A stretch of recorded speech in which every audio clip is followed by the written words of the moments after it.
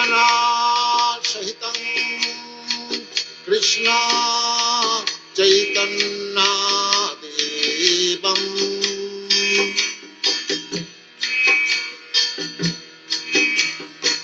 Sri Radha Krishna Padam Sadhana Garita Sri Vishakhanikanstam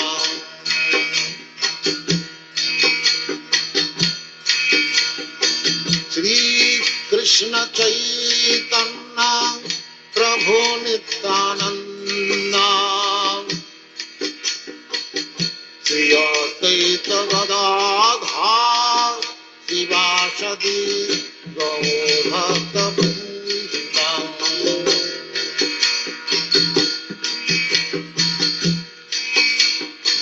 Sri Krishna Chaitanya Prabhu Nityananda Sri Advaita Gadadhar Sivasadi Gaurabhakta Vrinda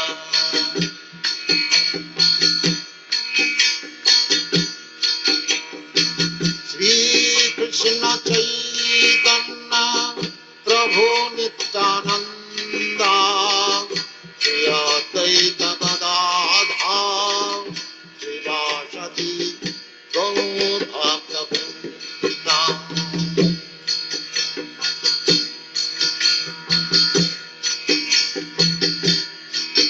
Hare Krishna Krishna Krishna Hare Hare Hare Rama Rama Rama Rama Hare Hare Hare Krishna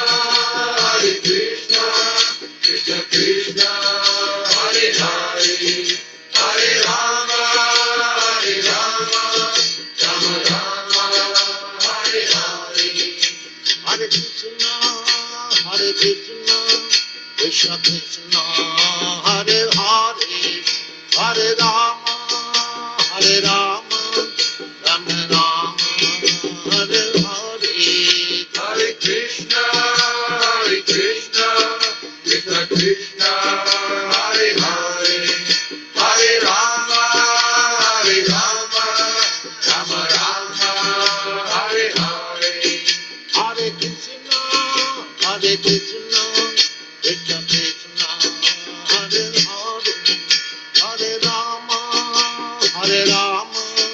Rama Rama Rama Hare Hare Hare Krishna Krishna Krishna Hare Hare Hare Rama Rama Rama Hare Hare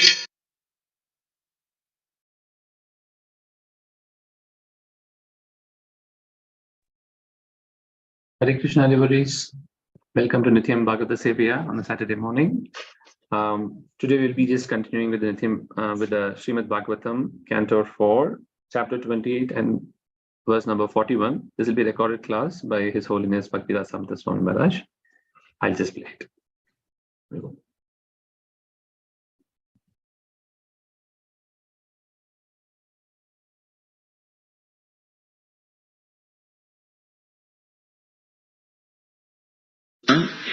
Knowledge, Deepena, by the light of Surata, enlightening, Vishwataha Mukham, all angles of vision.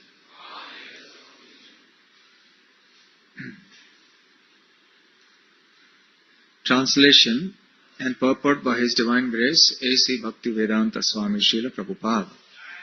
Translation. In this way, King Malayadhwaja attained perfect knowledge because in his pure state, he was directly instructed by the Supreme Personality of Godhead. By means of such enlightening transcendental knowledge, he could understand everything from all angles of vision. Purport. In this verse, the words Sakshat Bhagavatoktena Guruna Harina are very significant. The Supreme Personality of Godhead speaks directly to the individual soul when the devotee has completely purified himself by rendering devotional service to the Lord. Lord Krishna confirms this also in the Bhagavad Gita. Tesham satata yuktanam bhajatam pritipurvakam dadami buddhiyogam tam yena mam upayanti te. To those who are constantly devoted and worship me with love, I give the understanding by which they can come to me. Bhagavad Gita, chapter 10, text 10. The Lord is the super soul seated in everyone's heart, and He acts as the Chaitya Guru, the spiritual master within. However, He gives direct instructions only to the advanced pure devotees. In the beginning, when a devotee is serious and sincere, the Lord gives him directions from within to approach a bona fide spiritual master.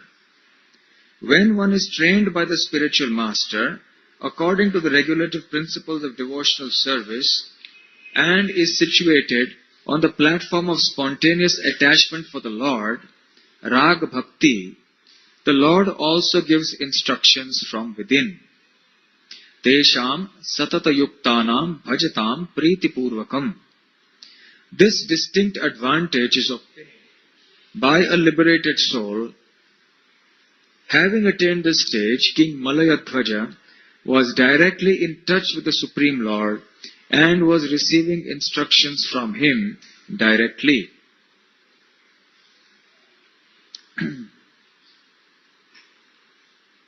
Kindly repeat the translation.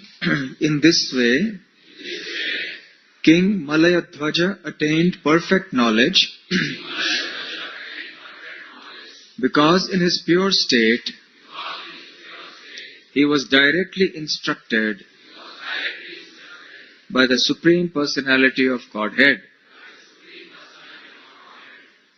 By means of such enlightening transcendental knowledge,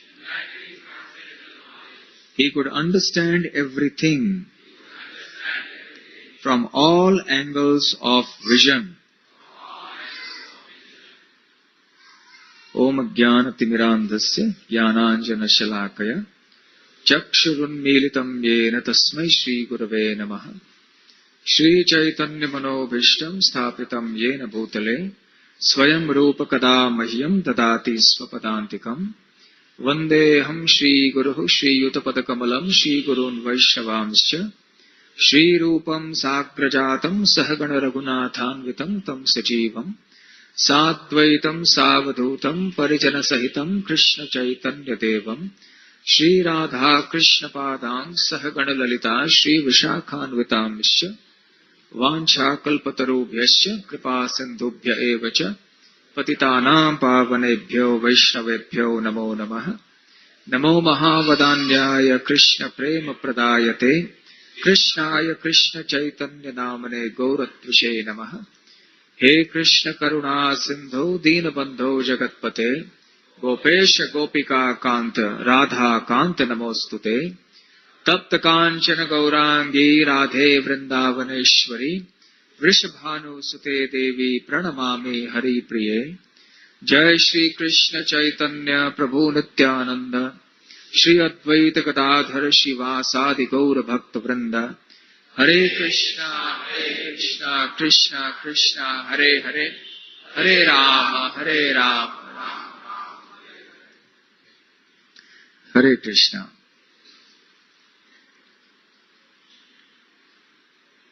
King Malayadhwaj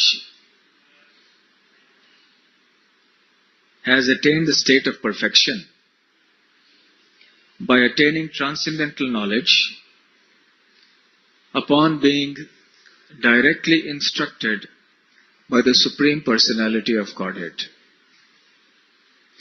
In the last couple of chapters, we have been hearing the story of King Puranjana.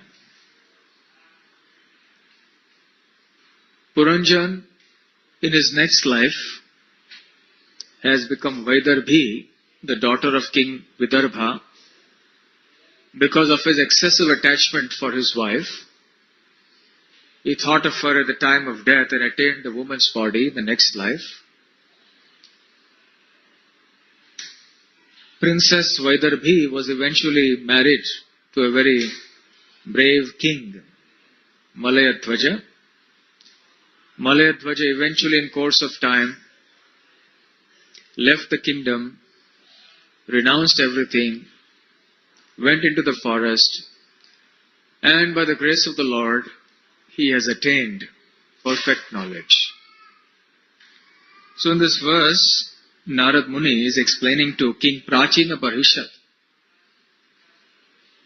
that ultimately, to obtain knowledge, one needs to hear from a realized source.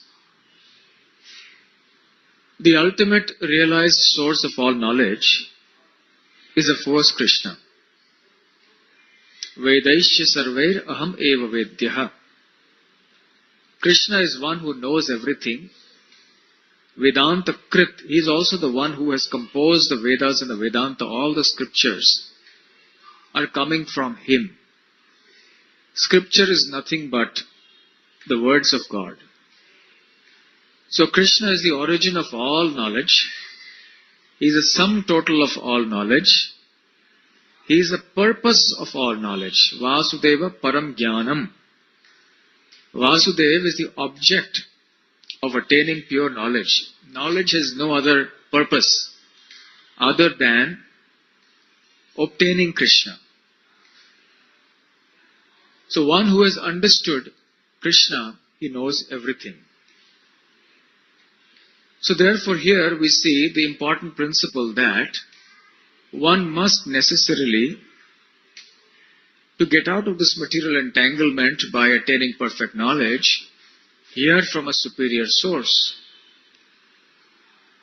A person who is entangled cannot get freed from that entanglement by another person who is also similarly entangled. Srila Prabhupada gave the example of a fly. The spider spins a web very, very artistically, very expertly. And it is so wonderful that the fly who is flying through the sky, through the air, does not realize. And he gets trapped. The moment he gets trapped, it means that his freedom is restricted. He wants to do certain things, but he is not able to do because that web has bound him. And therefore, he wants to become free. In that urge, that struggle to become free, he moves his hands and feet about, or feet only. He moves his entire body about, struggles and struggles.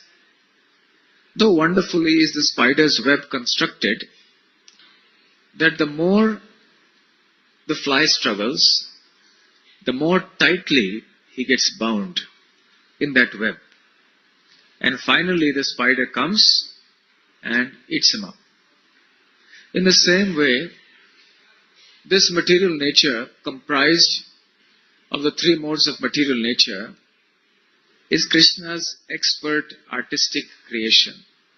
Very beautiful, very wonderfully conceived, impossible to conceive actually for us. We cannot understand the workings of material nature. It is impossible for any jiva to understand. Even Markandeya Rishi, that great self-realized soul who lived for such a long period of time, who lived the whole day of Brahma, then the night of Brahma, and also a significant part of the next day of Brahma, such a person was bewildered in trying to understand the power and the nature of the material energy of the Lord.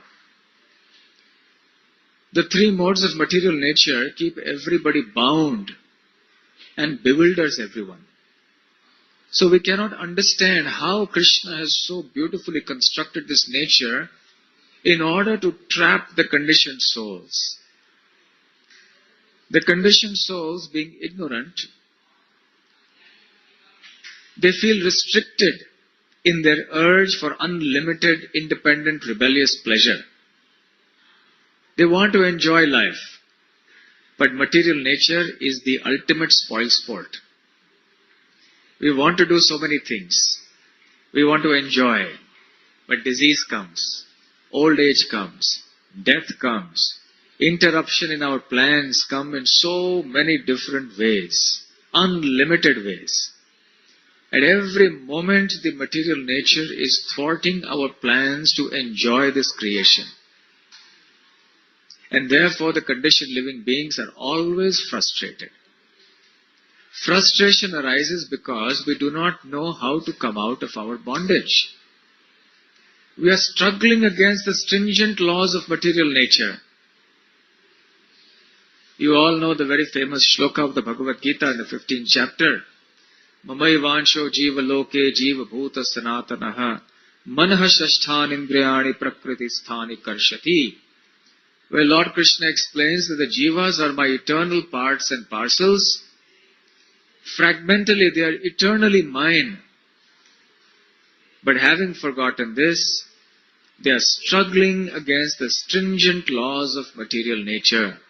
Prakriti sthani karshati. This karshan or struggle is because of ignorance. The more we struggle in this material nature, the stronger is the bondage and therefore the greater the suffering.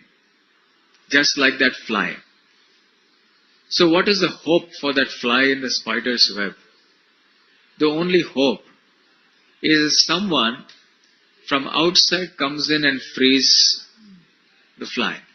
Someone who's already free.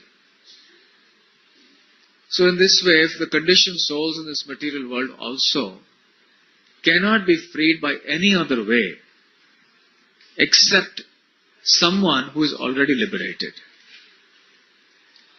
Krishna is the ultimate liberating force.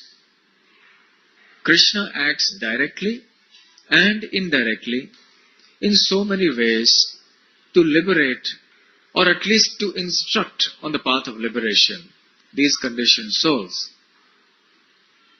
In indirect ways, Krishna gives instruction to all the conditioned souls through the medium of the scripture, where all his wonderful instructions are given here. Mayanukulena nabhasvateritam, the 11th canto. Krishna explains that my Shastra, my words, instructions, they are like a favorable breeze that push the boat of human form of existence in this Bhavasagar and the ocean of material existence. So Shastra or scripture is non-different from Krishna. It is a literary incarnation of Krishna. It is Krishna in literary form, in Shabda Rupa. And Krishna is instructing us through the Shastra.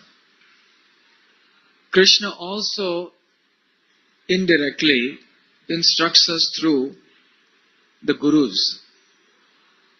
So many Gurus are there.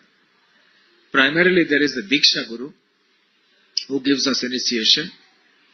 There are Shiksha Gurus, many of them, from whom we learn so many things about Krishna. We learn about the path of liberation from this material world. There is the Vartma Pradarshaka Guru, who shows us the way, gateway to a great way. He shows us the gateway here. Why don't you go to the temple? And it may happen that this person may not himself be a very serious devotee or may not be even a practicing devotee in any way. There are so many instances of how people have become devotees being directed to the temple by someone else who is just a pious person. But that person becomes a devotee and eventually goes on to dedicate his or her life.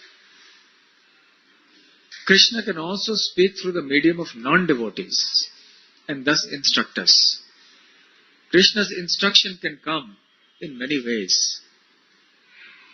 I personally remember, we share a small experience, that when I first became a devotee, and in the enthusiasm of a new convert, I was very much strongly preaching to an old friend of mine, and I was a little heavy with him, very strong, and because all his arguments were defeated, and he had nothing to say,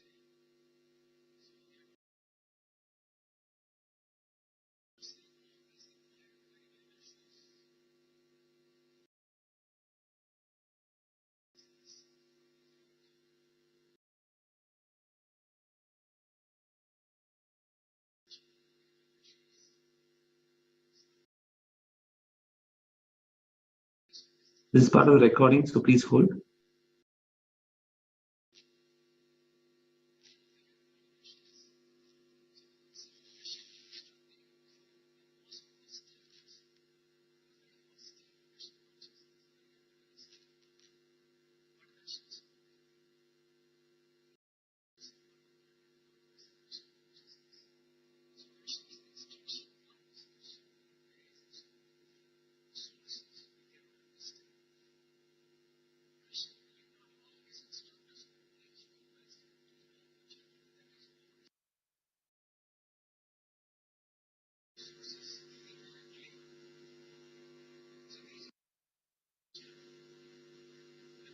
the principles of devotional service, and is situated on the platform of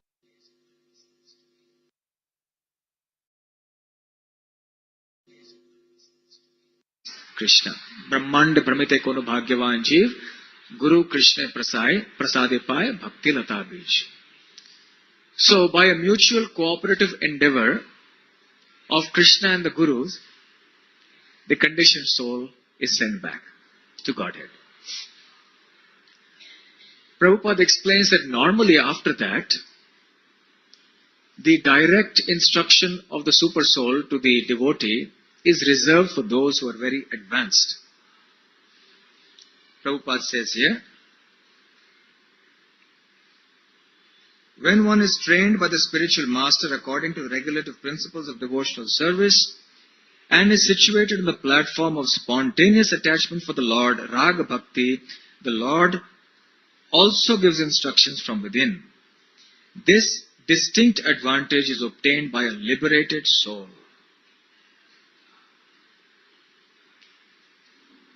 When one advances in Krishna consciousness, then gradually more and more we see that the Lord gives instructions to the devotee from within. And sometimes He even directly comes from outside and gives instructions. And in the history of devotional service, there are many, many such instances. The most famous and the earliest one, of course, being Brahma himself. The Lord not only instructed Brahma from within, Tene Brahma Hridaya Adikavaye, but He also came from outside. And when Brahmaji opened his eyes, there was the Lord standing. And the Lord shook hands with him. How do you do, Brahmaji? Good morning to you. He actually shook hands. And Brahmaji was so bewildered, saying, yes, I'm shaking hands. With whom? The Lord is there. So the Lord came directly, personally in front of Brahmaji to instruct him. Brahmaji also saw the Lord directly, and this description comes in the 11th canto, when he was standing with the 4 Kumaras, and suddenly the Lord appeared in the Hansa avatar, in the form of a swan. He came flying and perched himself there. And Brahma understood this is not a normal person, or not a normal living being. And he asked him, frankly, who are you? And then the Lord began a very scholarly discourse on that one question. What is the meaning of you? Who are you? What is the meaning of this question? So the Lord took off from that point and began some very nice instructions, which we don't have time to discuss today. So here we see that the Lord directly instructed someone by personally approaching in physical form outside, from externally. In Madhavendra Puri's case also we see, as he was wandering, he came to rest at one place within Braja, And as he was sitting there hungry and tired, he was thinking of Krishna, and it was his principle that he would never actually go and beg. And only if somebody came on their own, then he would accept it. So this small cowherd boy from the surrounding areas came with a nice warm sweet glass of milk, a cup of milk. And he said that please drink this milk. Oh Babaji, there are some ladies here in the village who noticed that there was a Baba here who seemed hungry and tired. So they sent me with this milk to you. So please drink this milk, refresh yourself, and I will be back in some time. And then he disappeared. And when Madhavendra Puri drank this milk, he realized that this was not ordinary milk. It was nectar. And then so stunned was he that he was looking around for this boy, but he never appeared. Madhavendra Puri waited and waited, but the boy never came back. And then he fell asleep. And in that dream, that same boy appeared again. And he told him that you didn't recognize me, my dear Madhavendra. I have been waiting long for you. But I am very uncomfortable. I am here in the bushes. When the Muslims came, my devotees, my worshippers, they hid me here in these bushes. But I am suffering because of the heat, the cold, the thorns are pricking me. Sometimes it rains. So please give me a nice abode on top of the hill. And then Madhavendra Puri awoke from his dream. He refreshed himself, and immediately with the people of the village, he went as directed by the Lord in the dream, cursing himself that he was not able to recognize the Lord when he came from outside. And indeed, they found the wonderful deity of Gopal. He was installed on the top of Govardhan hill. The Lord appeared to him again in a dream for the second time and instructed him that I want to be cooled with chandan, so please go and get chandan from Nilachal.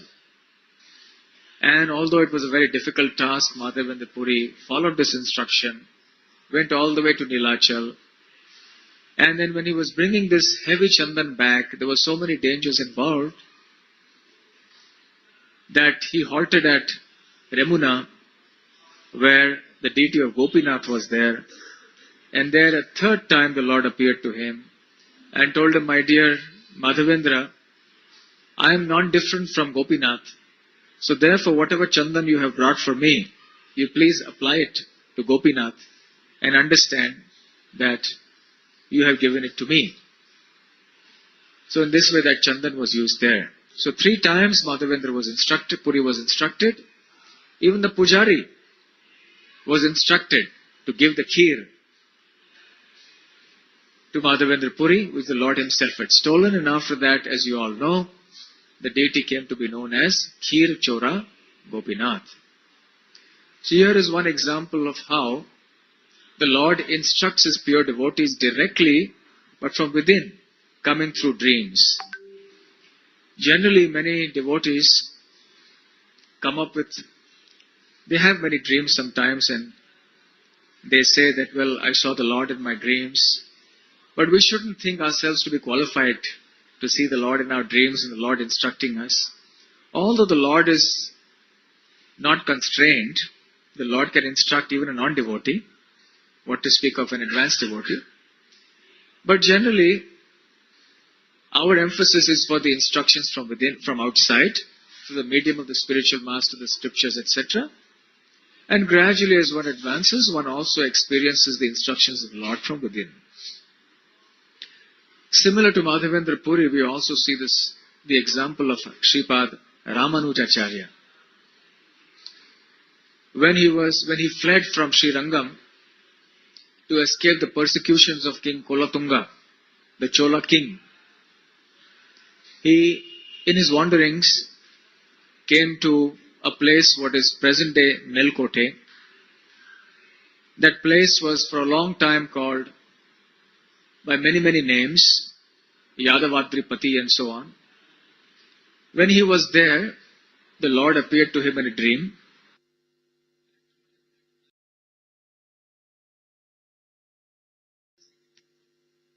where there is a lake over here.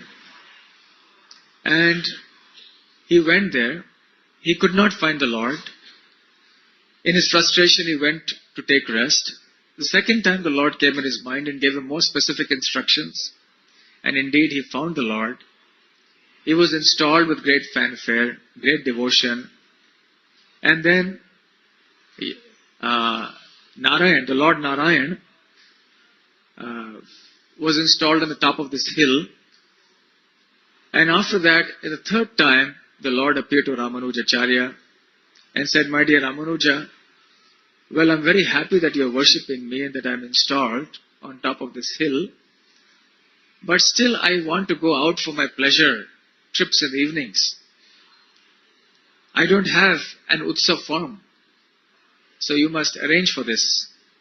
Go and get one. I am there with the daughter of the Sultan in Delhi." So all the way Ramanujacharya went up north walking. He reached Delhi, went to the Sultan's kingdom. He went to his palace. And he said, "I've come to search for such and such murti." And he said, "Well, yes, my daughter, she uses this. She is somehow very fond of this doll. So you can go in and see."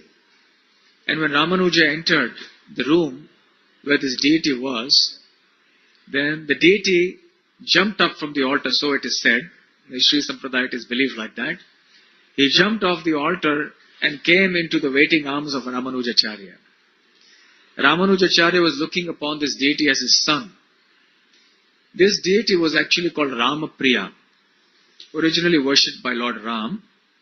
Somehow it came into the hands of Krishna in Dwarka, and when the Muslims attacked Dwarka, somehow it was brought out, and then eventually it reached Delhi to the Sultan. And the Sultan didn't know what to do with this deity, but his daughter, Lachimar Bibi, she developed a great liking for this deity, a great attraction, and she began to worship him. And her devotion grew so much for this deity that she could not be separated from him. And this episode of Ramanujacharya coming happened when she was sleeping, so she did not know. So Ramanuja requested the Sultan to let him have the deity. And when he saw this extraordinary exchange taking place, he said, "This man is not an ordinary man. I better not interfere between these two personalities, between this deity and him." So he said, "All right, you quickly take it, but my daughter is very fond of this, so you better take it very fast." So Ramanujacharya took the deity very fast. And as soon as Bibi Lachimar woke up and she discovered that her beloved deity was not there, she began to weep. And she went to her father and she said, "I want the deity back in any case." The father tried to explain, but she would not listen. And eventually she said, "I have to go and be with my deity." With great reluctance, the father agreed. He sent some soldiers with her, and she chased and went after her. But eventually she could not catch up with Ramanuja. Ramanuja by the time had already reached Yadavadri, and the Lord had been installed and was called Yadavadri Pati. And when Ramanuja understood that this Sultan's daughter was coming, so he hid Sampat Kumar, as he was called, or Ramapriya, somewhere in some basement, and he was silently, quietly, secretly worshipping him. But when he came to know the devotion of this lady, he became very pleased. And then she obtained her beloved Ramapriya again. So in this way we see so many instructions the Lord gives to his devotees through dreams, from within, direct instructions. Also we have the case of Krishnadas Kaviraj Goswami. He was instructed in the dream to go to Vrindavan. In a most effulgent form, the Lord appeared and he was pointing a finger towards Vrindavan and saying, "My dear Krishnadas, go to Vrindavan. All desires will be fulfilled there. All things worthy of being obtained will be obtained by you when you go there." And immediately, Krishnadas Kaviraj Goswami woke up and went towards Vrindavan, never to come back again. So in this way we see that the Lord is very merciful to his devotees, He gives them instructions, whether directly or indirectly. And to the extent that one is advanced in Krishna consciousness, one actually perceives those instructions in a very tangible form.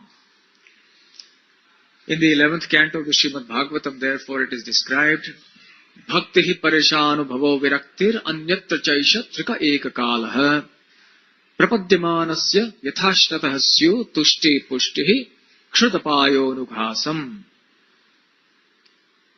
The process of surrendering to the Supreme Lord is compared to the process of eating. When one eats, at that time three things happen simultaneously. There is tushti, that is satisfaction. There is pushti, that is nourishment. And there is kshud apayaha, which means the hunger is destroyed.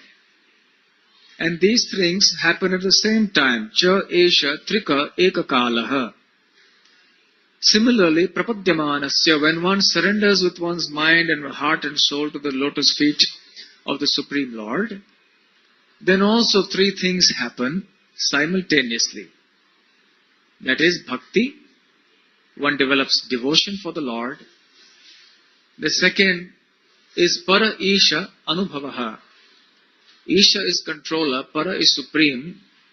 The Supreme Lord, the Supreme Controller of all, Sri Krishna, we get experience of Him directly.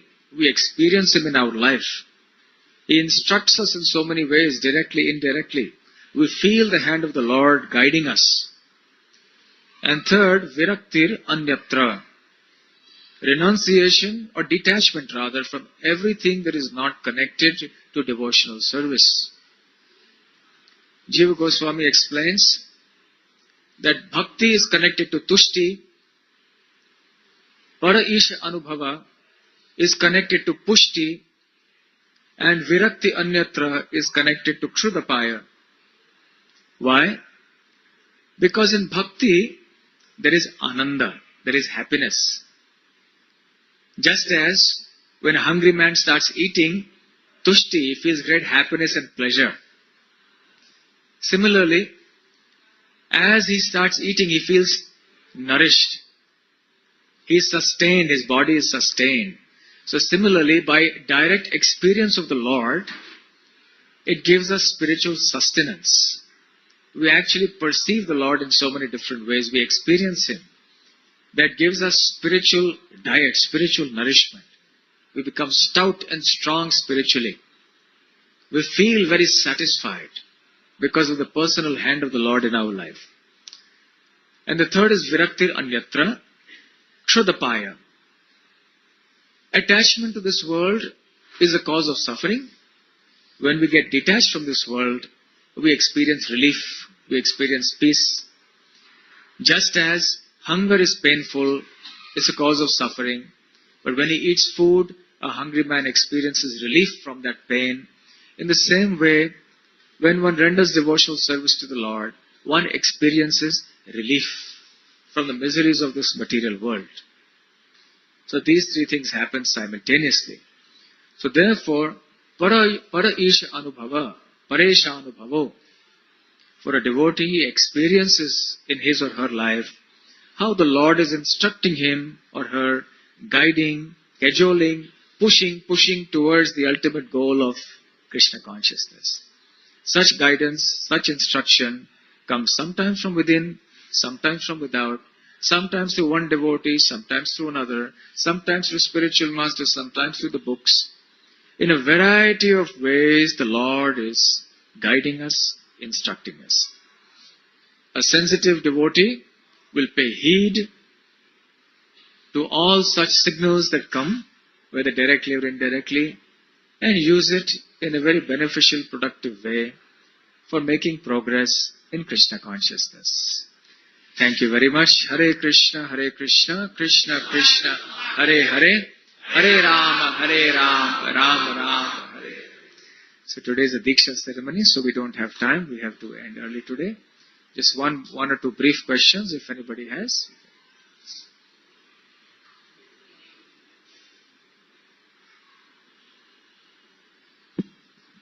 Hare Krishna.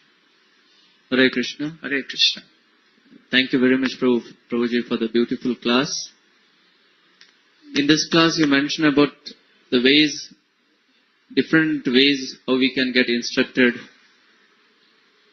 I just want to know that, is it a bona fide way that a disciple going to Guru and asking that I am thinking like this and this, so is it okay? So is this a bona fide way that we ask like this? Certainly, why not? One has to reveal the mind to the spiritual master. That is one of the regulative principles of devotional service. And one inquires submissively that is this all right? Is this bona fide? Can I do this? Can I not do this? So certainly, it is bona fide. Yes. Microphone, please.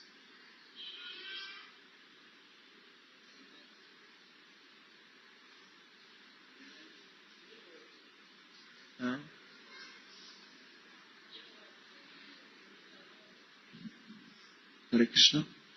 Many times it may happen that because of misunderstanding with our seniors, we may be wrongly instructed. In that situation, what we should do?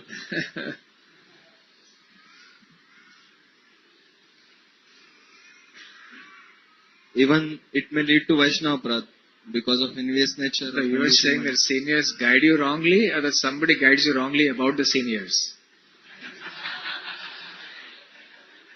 What is the question?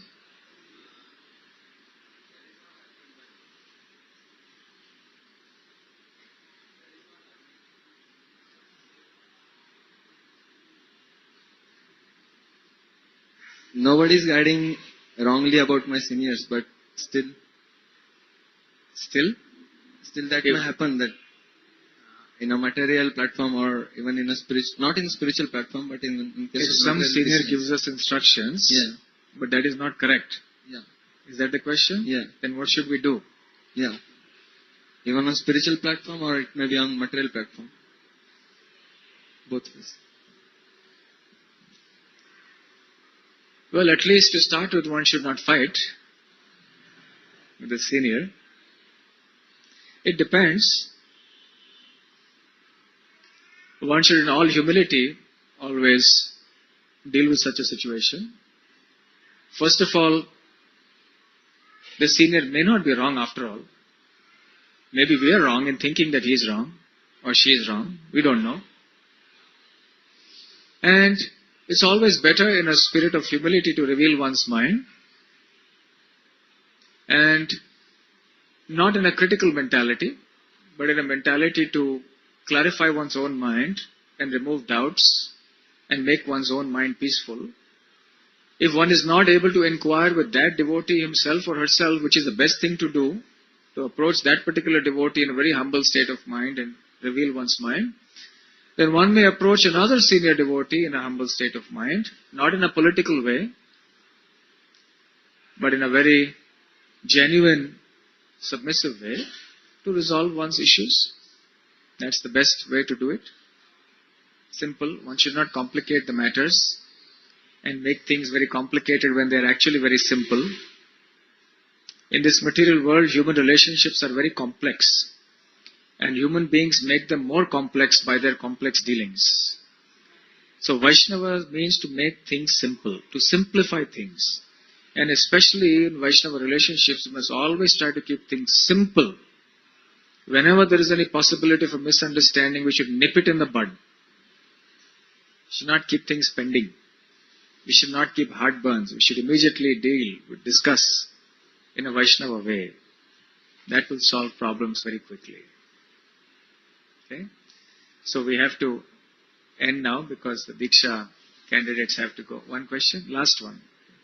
Mike. हरे कृष्णा। प्रभु जी, आपने बोला है कि भगवान अंदर से guideline देते हैं ऐसा, तो कभी कभी ऐसा होता है कि वो समझना कैसा कि वो भगवान गाइड कर रहे हैं, या कभी हम माया के द्वारा भी गाइड हो सकते हैं, वो पतन हो सकता है भक्ति से, तो ये कैसे समझना है actually? Question is that if how do we understand that the guidance that or inspiration that we are receiving from inside is coming from the Lord?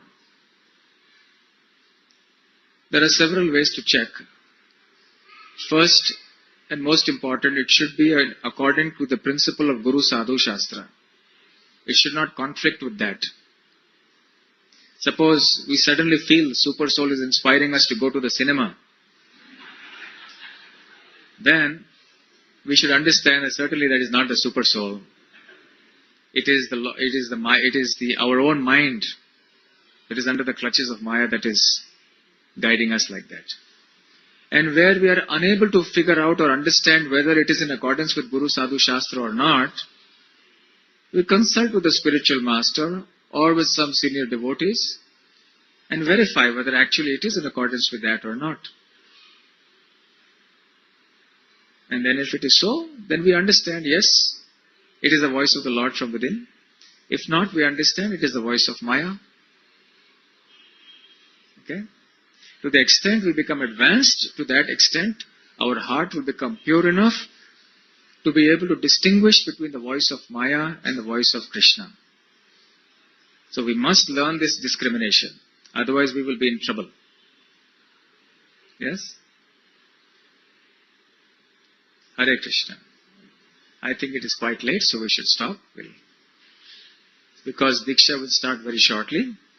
So thank you very much. Srila Prabhupada ki jai. Shri Radha Gopinath ki jai. Gaur Premanande. Hari Hari Bol.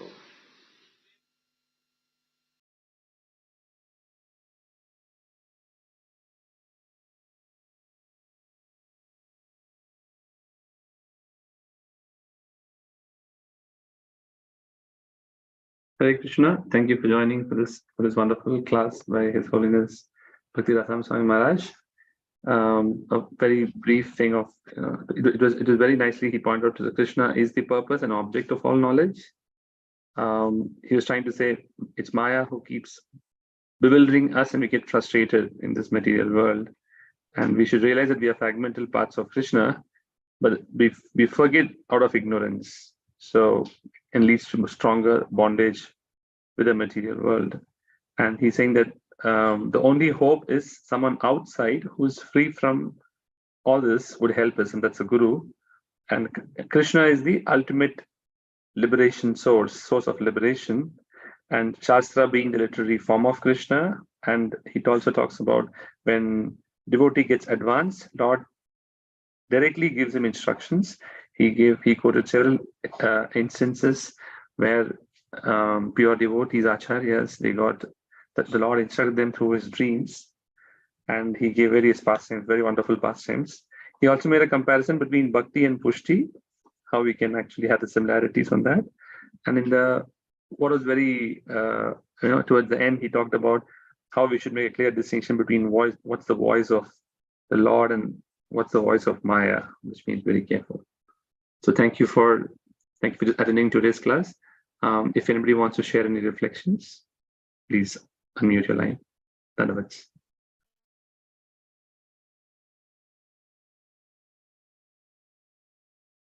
Hare Krishna, Prabhu. Prabhu, I had lost the audio when Maharaj was telling that he was preaching to his friend very strongly. What happened, Prabhu, after that? Mataji, there was a break in the audio itself. It's a recording. It was not from your side only. In the recording itself, it was not there. So I was also very curious to know, but yes, there was a break in audio. Yeah. You won't be able to know what happened. Yeah, what happened, I would not know. But then, Mataji, I just remembered your question of yesterday is answered today when you talked about how King Maledwaja got the instruction, whether it came from where, and now it's come, that answer is coming to this particular, in this particular verse. Yes, Prabhu. Thanks, Prabhu. Thank you.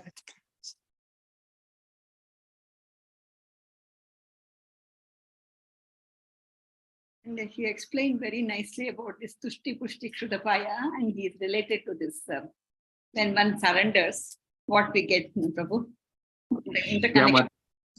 Yeah, I'm able to relate it closely because it is more on Pushti is easier to understand. True.